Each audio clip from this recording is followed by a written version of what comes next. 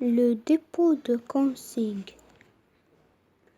Leila était une belle fille bien élevée, mais elle enviait toujours les autres et souhaitait avoir ce qu'ils possèdent, bien que sa chambre soit remplie de cadeaux et de jouets.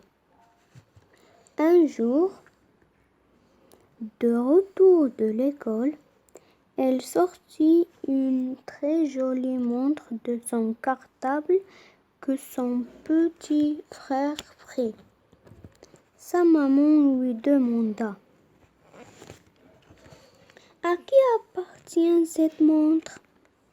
Leila répondit: « Je l'ai trouvée sur le lavabo pendant que je me lavais le visage. » On lui répliqua: « Mais ma fille, quand on trouve un objet qui ne nous appartient pas par honnêteté, on cherche le propriétaire pour le lui rendre, alors que toi, tu gardes ce que tu trouves, même s'il n'a pas à toi. C'est pourquoi il est impératif que tu cherches demain à l'école à qui appartient cette montre pour la lui rendre. Ainsi, tu seras une personne de confiance. Sinon, si le propriétaire la voyait dans son poignet, il pourrait croire que tu es une voleuse. » Le lendemain matin, Leila partit à l'école et chercha le propriétaire de la montre. Son amie à qui appartenait la montre était très contente et la remerciait sous les applaudissements de la maîtresse et des élèves.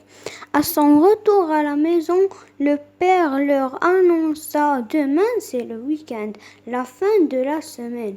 Nous irons pique-nique et passer une journée heureuse et pleine d'activités. » Toute la famille partit au jardin public où Leila rencontra une petite fille de son âge. L'enfant tenait une jolie peluche sous forme d'ur. Il n'arrêtait pas de la suivre et souhaitait que cette peluche lui appartienne. Peu de temps après, la fillette courut vers le vendeur du ballon en couleur et oublia sa peluche à côté de Leila. Celle-ci la prit avant qu'un homme âgé ne la prenne et lui dit: « Cette peluche ne t'appartient pas, je vais la rendre à la fillette quand elle reviendra. » L'homme sourit et resta debout à côté de Leila. Quelque temps après, sa maman arriva et lui apprit qu'il avait changé d'endroit. Leila riposta et dit: « Je ne bougerai pas d'ici avant de remettre ce jouet à son propriétaire. » Quelques instants après, la fillette arriva en souriant. Leila lui remit la peluche. Et à sa grande surprise, la petite fille la lui offrit. Leila refusa cette offre, mais le monsieur à côté d'elle insista pour qu'elle accepte.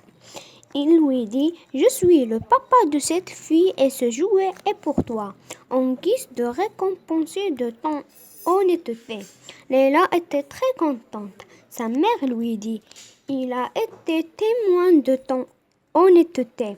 Tu as refusé de prendre le jouet même si son propriétaire n'est pas là. Tu le lui as rendu et Dieu t'a récompensé. »